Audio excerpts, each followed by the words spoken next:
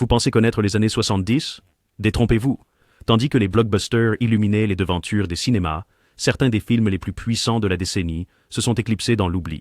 Des joyaux méconnus qui ne jouaient pas la sécurité, ne suivaient pas les règles et absolument ne ménageaient pas leurs efforts. Des thrillers glacés aux drames émotionnels bruts, ces 15 classiques brillent encore aujourd'hui. Accrochez-vous, cinéphiles, car nous déterrons les meilleurs films des années 1970 que vous n'avez jamais vus. Les copains d'Eddie Coyle, 1973.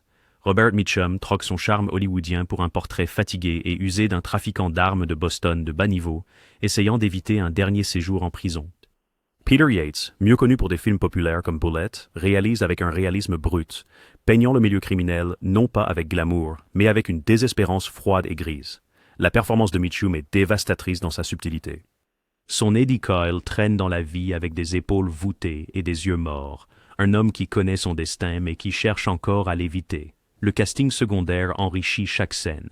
Peter Boyle en barman fourbe, Delan, Richard Jordan en agent fédéral manipulateur, Foley crée une tapisserie d'ambiguïté morale où la loyauté est monnaie et chacun cherche un meilleur accord. Le cadre hivernal de Boston dans le film semble d'une authenticité glaciale, avec des dîners délabrés, des parkings vides et des arénas de hockey servant de toile de fond à des conversations tranquilles qui déterminent la vie et la mort. Ce n'était pas un succès au box-office et a été largement oublié au milieu de films criminels plus tape à l'œil comme Le Parrain et Mean Streets, mais son influence persiste dans tout, de The Soprano à No Country for Old Men.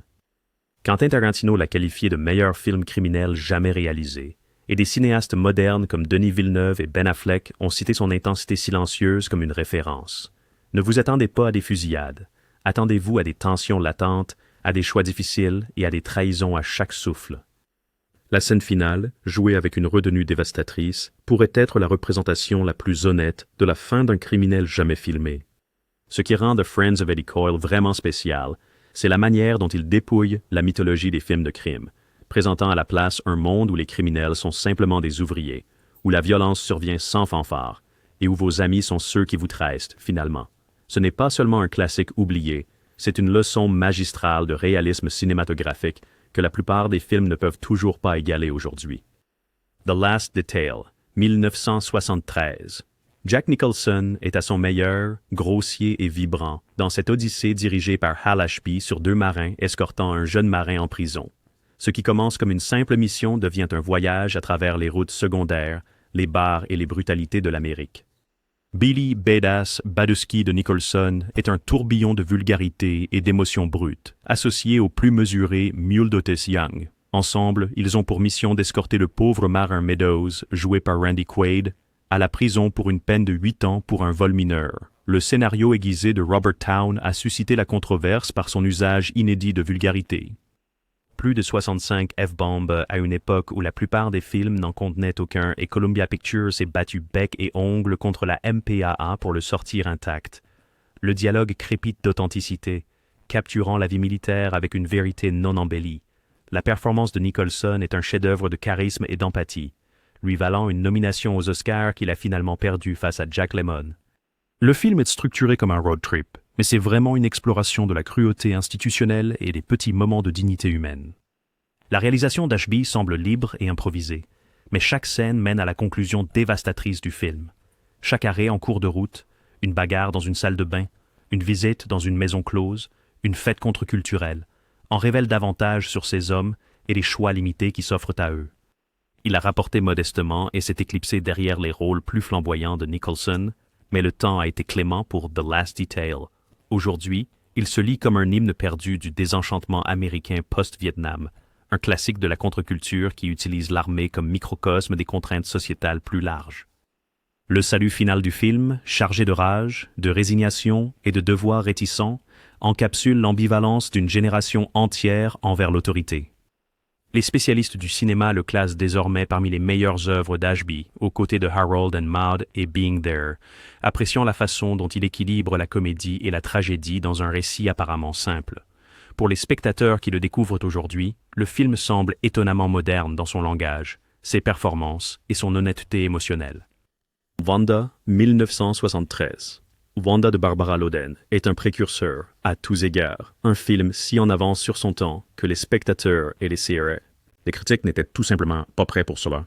Loden, scénariste, réalisatrice et actrice principale, nous présente une femme perdue sur les routes secondaires minées de charbon de Pennsylvanie, dérivant dans la vie avec une présence troublante. Calme. Après avoir abandonné ses enfants et son mari, Wanda passe d'une situation dégradante à une autre, finissant par s'associer avec un petit escroc planifiant son prochain coup. Tourné en 16 mm granuleux avec des non-professionnels dans des lieux réels, cela ressemble presque à un documentaire, un précurseur des esthétiques du cinéma indépendant actuel. Loden, principalement connue en tant qu'actrice et épouse du réalisateur Elia Kazan, a créé quelque chose de révolutionnaire, un personnage féminin sans arc rédempteur, sans punition pour les transgressions morales et sans fausse des épiphanies. Wanda existe simplement, faisant des choix à la fois terribles et compréhensibles. À l'époque, personne ne savait quoi faire de... Les critiques l'ont en grande partie ignoré. Les cinémas ont passé à côté. Il a remporté le prix international de la critique à Venise, mais a disparu peu après. Mais lentement, au fil des décennies, Wanda est devenue un jalon féministe et une source d'inspiration pour le cinéma indépendant. Le film a été redécouvert par des universitaires dans les années 1990, avec des réalisateurs comme John Cassavetes louant sa vision sans compromis. En 2017, la Bibliothèque du Congrès l'a préservé dans le registre national du film, reconnaissant son importance culturelle. Ce qui est remarquable à propos de Wanda, c'est la façon dont il refuse la narration conventionnelle tout en préservant une vérité émotionnelle. Il n'y a pas de monologue explicatif, pas d'insight psychologique, juste une femme qui parcourt des espaces hostiles où sa valeur est constamment diminuée. Les paysages de la région charbonnière, avec leur délabrement industriel et leurs horizons lugubres, deviennent un personnage à part entière. Loden n'a jamais réalisé un autre long métrage avant sa mort prématurée en 1980, mais cette œuvre unique a influencé des générations de cinéastes indépendants. C'est brut, sans sentimentalisme et toujours radical. Si vous vous êtes déjà demandé à quoi ressemble un film entièrement réalisé en dehors du système, c'est cela, elle. Wanda n'est pas seulement oubliée. Elle n'a presque pas été remarquée au départ, mais sa puissance reste intacte. L'hôpital, 1971.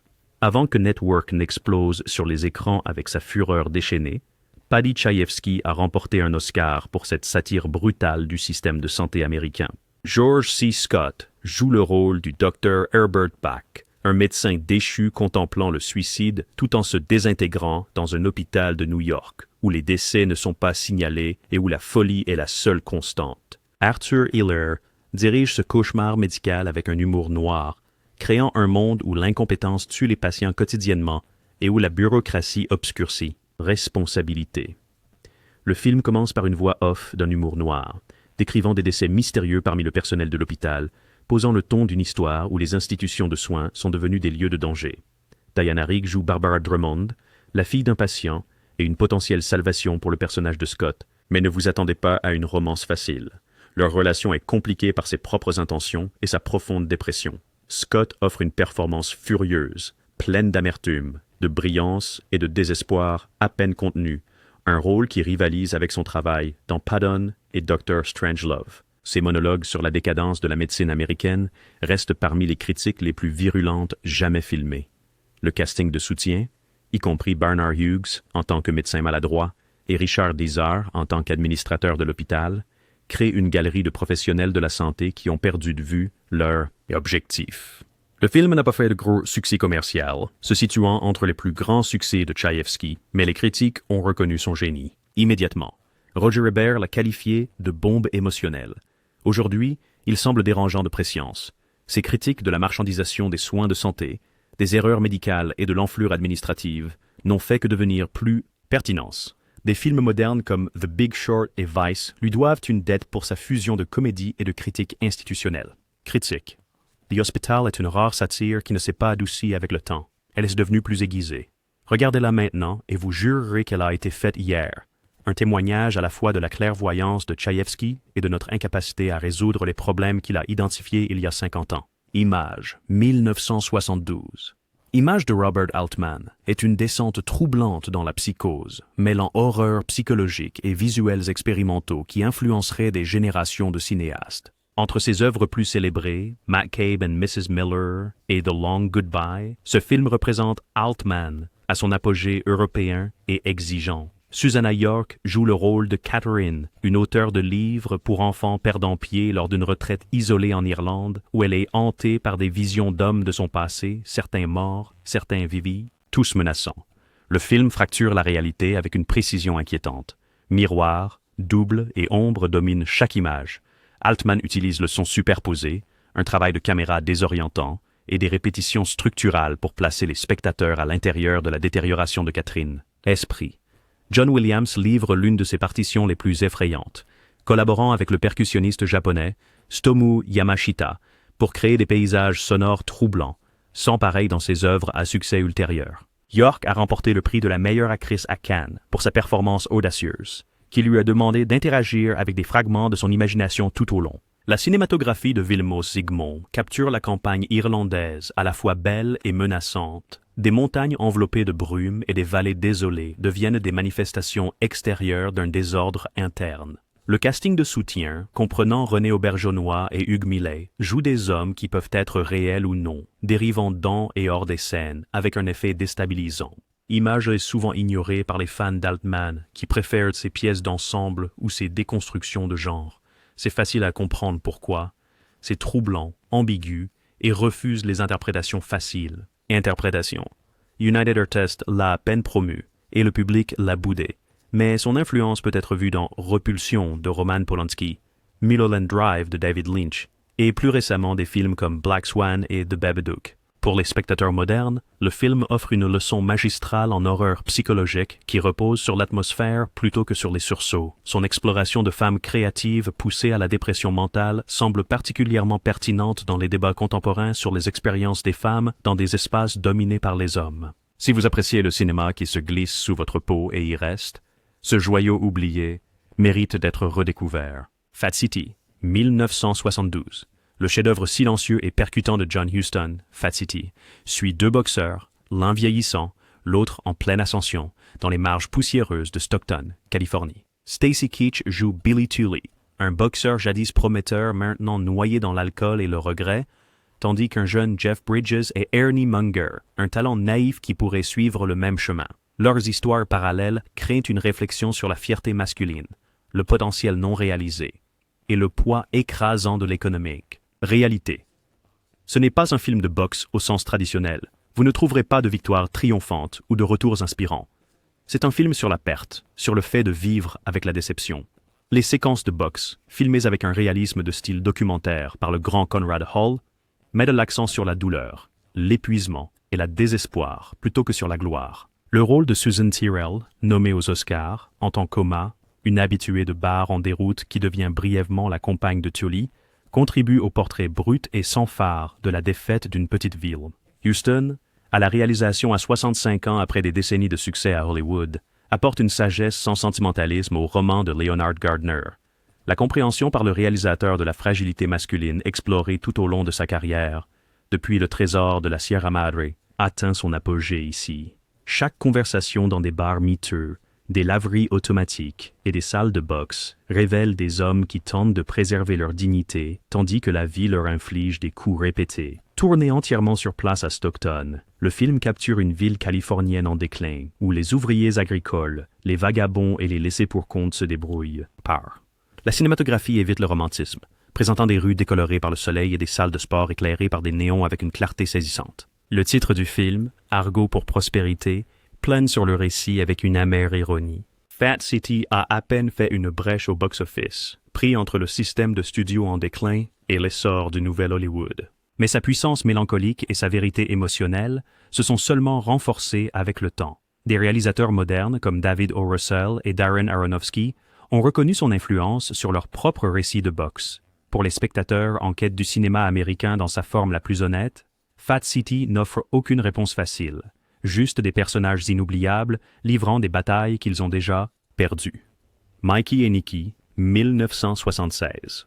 Mikey et Nicky de Lane May est une leçon magistrale sur l'amitié masculine qui tourne mal, déguisée en film de gangster. John Cassavetes et Peter Falk, amis dans la vie et souvent collaborateurs, jouent Nicky et Mikey, un petit gangster paranoïaque et son copain d'enfance qui pourrait ou non le piéger pour une exécution lors d'une nuit très longue et très tendue. Mais mieux connu pour son travail comique avec Mike Nichols, apporte une intensité quasi-documentaire à cette étude de la masculinité en crise. Le film semble improvisé, bien qu'il n'était pas le cas. Mais a écrit un script précis, mais a encouragé ses acteurs à s'approprier pleinement leur personnage. Le résultat est un niveau de réalisme psychologique rarement vu dans le cinéma américain. Le personnage de Nicky de Cassavetes est une boule de paranoïa et d'autodestruction, tandis que le Mikey de Falk maintient une façade de préoccupation qui révèle progressivement des profondeurs. Calcul. La production est devenue légendaire en raison du perfectionnisme de May. Elle a tourné des centaines d'heures de films, explosant le budget et provoquant la colère de Paramount Pictures. Elle aurait caché des bobines de films pour empêcher le studio de prendre le contrôle du montage. Le film a finalement été enterré avec une promotion minimale, mais le temps a confirmé l'approche de May. Il est maintenant salué comme l'une des meilleures études de personnages américaines des années 1970, mentionné aux côtés de classiques comme Mean Streets et Five Easy Pieces. Ce qui distingue Mikey et Nicky, c'est son portrait sans concession d'une amitié masculine toxique, l'histoire commune, les ressentiments enfouis, les non-dits, compétition. Alors que les hommes errent à travers le paysage nocturne de Philadelphie, bars, appartements, cimetières, leurs conversations révèlent des couches de trahison, à la fois personnelles et professionnelles. Ned Beatty apparaît comme un tueur à gages factuel, apportant une tension supplémentaire à une situation déjà volatile. La réalisation de May accentue la claustrophobie et la proximité physique, avec la caméra souvent inconfortablement proche des visages des acteurs. Le film semble désordonné, improvisé et dévastateur, capturant la loyauté, la trahison et la paranoïa, d'une manière que peu de films ont jamais réussi. Son influence peut être vue dans tout, de Goodfellas à Uncut, Bijou, consolidant la réputation de May comme l'un des réalisateurs les plus sous-estimés du cinéma américain. The Hired Hand, 1971. La réalisation suivante de Peter Fonda après Easy Rider a déconcerté le public qui s'attendait à plus de rébellion contre-culturelle. The Hired Hand est un western élégiaque plus préoccupé par la rédemption et la responsabilité que par les fusillades. Fonda joue le rôle de Harry Collins, un cow-boy errant qui rentre chez lui auprès de la femme qu'il a abandonnée des années plus tôt, cherchant le pardon et un endroit où appartenir. La cinématographie de Vilmos Zsigmond est révolutionnaire. Des fondus enchaînés longs, une lumière ambrée, et une quiétude poétique créent une qualité onirique qui réimagine l'Ouest américain comme à la fois tangible et mythique. La séquence d'ouverture, où l'eau qui coule se transforme en chevaux au galop, reste l'un des plus beaux montages de l'histoire du cinéma. La partition sobre et envoûtante de Bruce Longhorn accentue la qualité méditative du film, utilisant des instruments folkloriques pour créer une musique à la fois authentique d'époque et intemporelle. Warren Oates offre une performance remarquable dans le rôle d'Arch, le compagnon loyal de Harry, qui complique la réunion par sa présence. Mais c'est Verna Bloom qui fournit le centre émotionnel du film en tant que Hannah, la femme abandonnée de Harry qui s'est construite une vie sans lui. Leur réconciliation prudente, où le pouvoir glisse subtilement entre eux, offre l'un des portraits les plus nuancés d'un mariage brisé au cinéma. Les critiques étaient divisées lors de la sortie. Le public ne savait pas quoi en penser et Universal Pictures l'a retiré des salles après des performances initiales médiocres. La carrière de Fonda comme réalisateur ne s'est jamais remise de cet échec commercial. Échec, mais une restauration en 2001 par les archives cinématographiques de l'UCLA a suscité un nouvel intérêt et il est maintenant considéré comme l'un des plus beaux et profonds westerns jamais réalisés, du genre qui a inspiré des éléments des films de Terrence Malick, Les Moissons du ciel, et de Jesse James par Andrew Dominic James. The Hired Hand représente le cinéma américain à un carrefour, conservant les valeurs contre-culturelles des années 60, tout en redécouvrant les thèmes traditionnels du foyer, devoir et sacrifice. Sa reprise de l'obscurité nous rappelle à quel point il est facile pour les chefs-d'œuvre de tomber dans les interstices de l'histoire du cinéma, attendant des publics prêts à apprécier leur pouvoir silencieux. Two Lane Blacktop, 1971. Le road movie de Monte Hellman, Two Lane Blacktop, est minimaliste, existentialiste et hypnotique. Un film où le dialogue est rare, les personnages n'ont pas de nom et le paysage américain devient un personnage. James Taylor et Dennis Wilson jouent des coureurs de dragster presque silencieux, connus uniquement sous les noms de Le Conducteur et Le Mécanicien, dérivant sur les routes secondaires américaines dans une Chevy 55 grise apprêtée. En chemin, ils prennent un autostoppeur et entrent dans une course sans structure, avec un conducteur bavard de Pontiac GTO en direction de l'Est. Hellman, guidé par Roger Corman, mais influencé par le cinéma d'art européen, dépouille la narration conventionnelle pour créer quelque chose de plus proche du visuel, poésie. Les personnages parlent à peine, surtout Taylor et Wilson, dont les performances reposent sur la présence plutôt que sur le jeu traditionnel. Oates sert de contrepoint en tant que GTO, un compul, menteur qui raconte une histoire de vie différente à chacun de ses interlocuteurs. Le film devient une méditation sur l'agitation américaine, l'identité masculine et l'attrait du mouvement perpétuel. Le directeur de la photographie Jack Derson capture les autoroutes, les stations-service et les dîners du sud-ouest américain avec une précision documentaire. Les séquences de courses de dragster semblent authentiques et crasseuses, à des mondes de l'image glamourisée de la culture automobile à Hollywood. Hellman a insisté pour utiliser des lieux réels et des non-acteurs pour les rôles secondaires, créant une ambiance quasi-documentaire qui a influencé des cinéastes ultérieurs de Wim Wenders à Kelly Reichardt. Il a échoué lors de sa sortie, gagnant à peine $1 million, et a disparu pendant des années. Universal l'avait promu comme un film d'action, allant même jusqu'à le nommer « film de la semaine » dans Esquire Magazine, fixant des attentes que le film a délibérément subverties. Mais au fil du temps, il est devenu un film culte, reconnu pour sa vision unique et sa précision technique. La célèbre dernière scène du film, où le film semble brûler dans le projecteur, crée l'une des fins les plus mémorables du cinéma. On le célèbre maintenant comme un film de route unique en son genre, un film où le voyage est tout et la destination n'a pas d'importance. Son influence se perçoit dans tout, de Paris, Texas à Drive, renforçant la réputation de Hellman en tant qu'artiste résident du cinéma américain. The Parallax View, 1974. La paranoïa n'a jamais paru aussi glaçante que dans The Parallax View d'Alan G. Pakula, l'œuvre centrale de ce qui deviendrait sa trilogie de la paranoïa entre Clute et les hommes du président. Warren Beatty joue le rôle de Joseph Frady, un journaliste enquêtant sur l'assassinat d'un candidat politique et découvrant une entreprise obscure qui recrute et entraîne des assassins politiques. Sorti dans la foulée du scandale du Watergate et s'appuyant sur la suspicion publique après les assassinats de Kennedy et King, le film a directement abordé l'anxiété de l'Amérique post-années 60. Pakula est le directeur de la photographie Gordon Willis, connu sous le nom de Prince des Ténèbres pour son travail ombragé sur Le Parrain, crée un langage visuel de menaces institutionnelles, réduisant les humains à l'échelle d'une architecture massive, utilisant une profondeur de champ pour suggérer la surveillance et employant des compositions symétriques inconfortables pour évoquer l'impuissance face aux systèmes organisés. Le montage désormais célèbre du test Parallax, où la société évalue des assassins potentiels à travers un flot d'images émotionnellement manipulatrices, est l'une des séquences les plus troublantes de l'histoire du cinéma, une leçon magistrale de conditionnement psychologique par l'association visuelle. La séquence d'ouverture d'Assassinat sur le Space Needle et la scène finale de la convention politique restent des exemples classiques de construction de tension à travers l'architecture et le montage. Le public ne s'y est pas rué. C'était trop froid, trop effrayant, trop réel à une époque où la confiance des Américains dans les institutions s'effondrait déjà. Arrivant peu de temps après McCabe and Mrs. Miller de Beatty et avant son succès Shampoo, c'est devenu une œuvre quelque peu oubliée dans sa filmographie.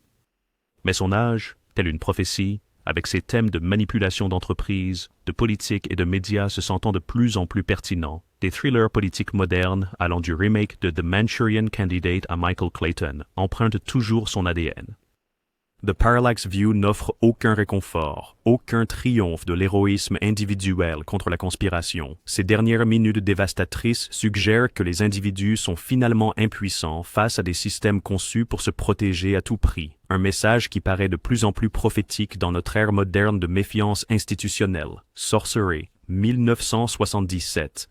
Sorcerer de William Friedkin a eu la malchance de sortir juste après Star Wars, et il a échoué spectaculairement, devenant l'un des échecs les plus notoires du box-office de la décennie. Mais ce thriller tendu et haletant sur 4 hommes désespérés transportant de la dynamite à travers une jungle sud-américaine est maintenant considéré comme un chef-d'œuvre du cinéma de suspense. Un remake du film Le salaire de la peur d'Henry-Georges Clouzot, avec Roy Scheider dans le rôle de Jackie Scanlon, un gangster américain caché dans un village infernal en Amérique du Sud après un braquage qui a mal tourné. Lorsqu'un incendie de puits de pétrole éclate à 200 miles de là, Scanlon et 3 autres parias, un homme d'affaires français, un terroriste du Moyen-Orient et un tueur à gages mexicain, sont engagés pour transporter de la nitroglycérine hautement instable à travers un terrain dangereux. Friedkin, sortant du succès massif de French Connection et L'Exorciste, a tourné dans plusieurs lieux internationaux sous des conditions brutales.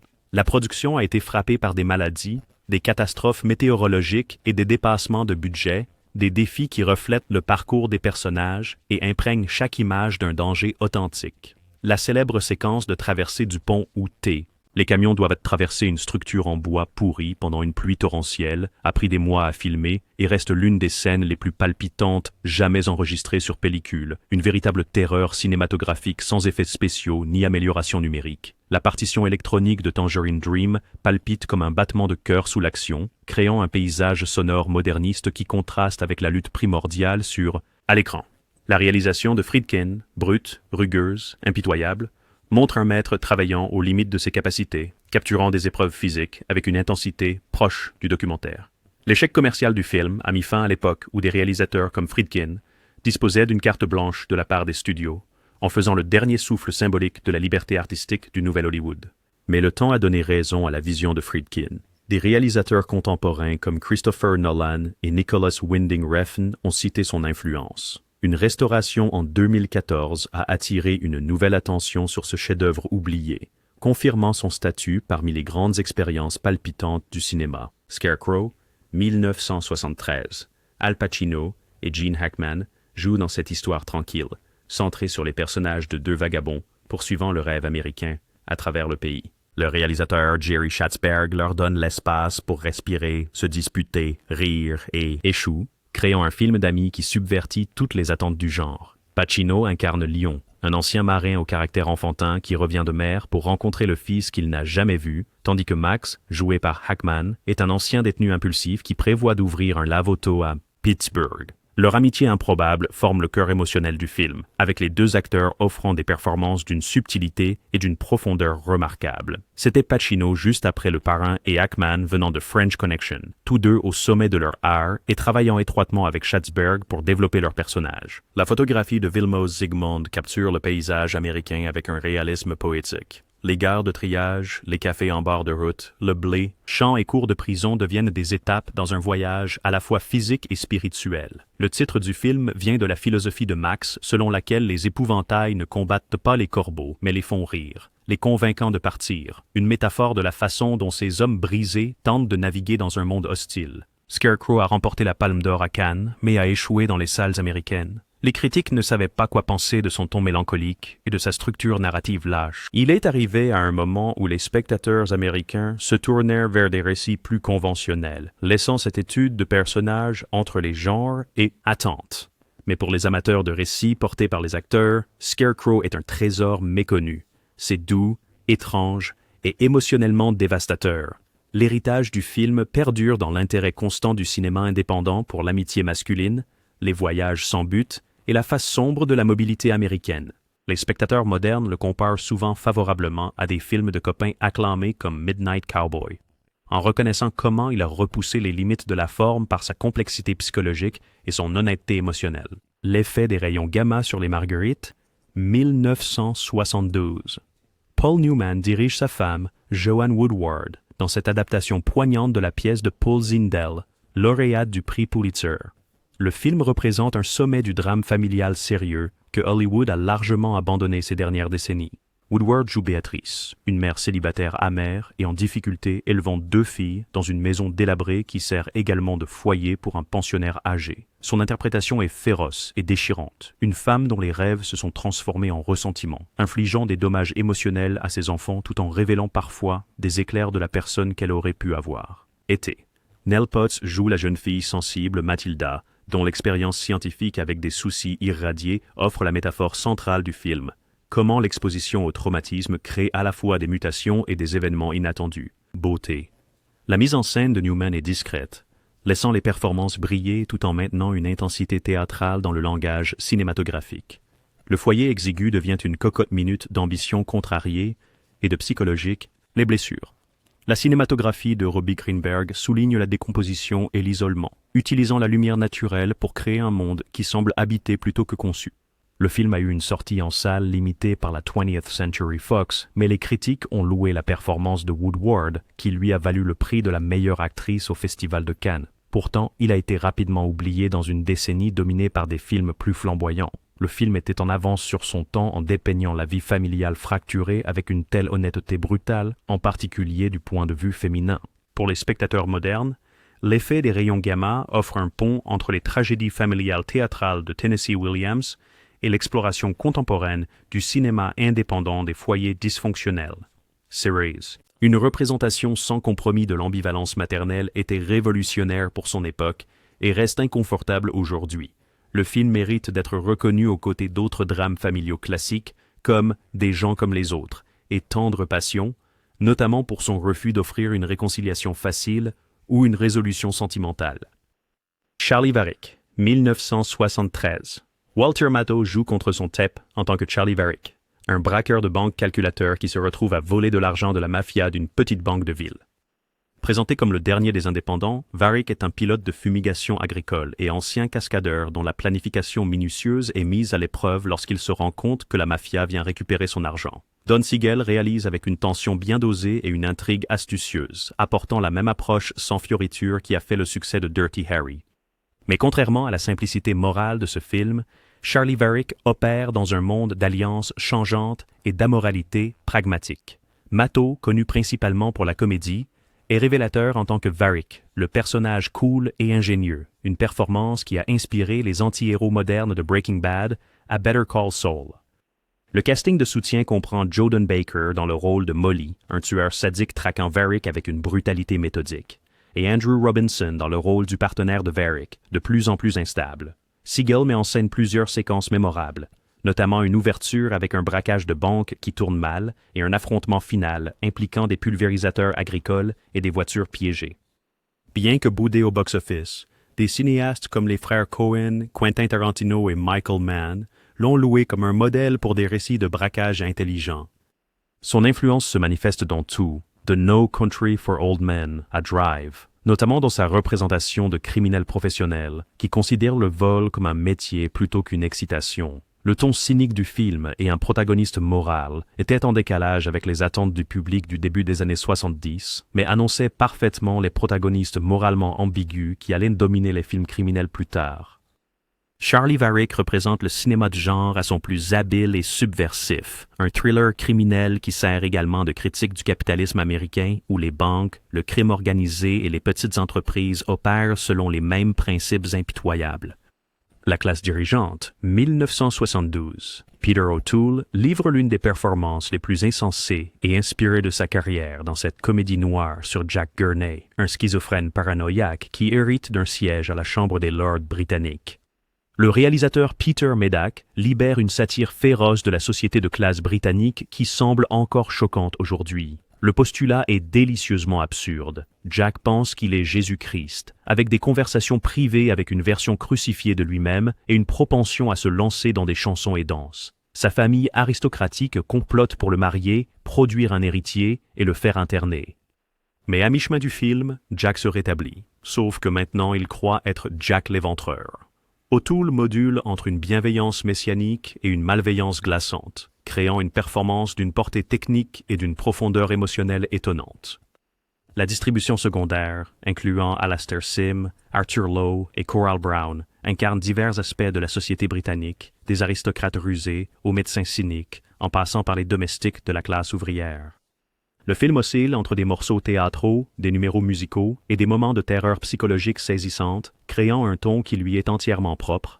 Basé sur la pièce de théâtre de Peter Barnes, le film conserve des éléments théâtraux tout en ajoutant des ornements cinématographiques, des séquences de rêves, des visions surréalistes et des mouvements de caméra dynamique qui correspondent à l'énergie maniaque d'O'Toole. Avec près de 3 heures dans sa version originale, c'est une expérience difficile, épuisante et exaltante qui refuse de laisser les spectateurs s'installer dans des habitudes de visionnage confortables. Le film a échoué à sa sortie, coupé par les distributeurs et mal commercialisé, mais il a développé un culte passionné au fil du temps. Ses cibles satiriques, le privilège hérité, l'hypocrisie religieuse, la manipulation psychiatrique restent pertinentes dans les discussions contemporaines sur le pouvoir et la classe.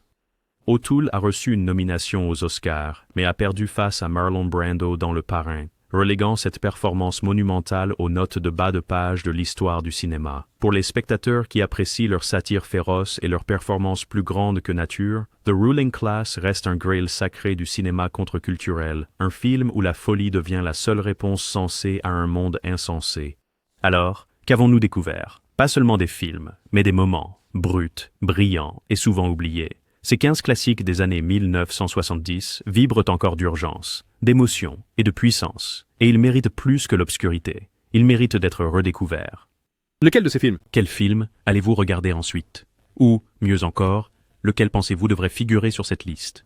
Laissez un commentaire, partagez vos propres favoris, et n'oubliez pas d'aimer, de vous abonner et d'appuyer sur la cloche. Ici, chez Golden Age Classics, nous ne faisons que commencer, plus de trésors cachés, plus de légendes oubliées, et plus de raisons de retomber amoureux du cinéma. Jusqu'à la prochaine fois, continuez à faire tourner les bobines et à garder les souvenirs vivants.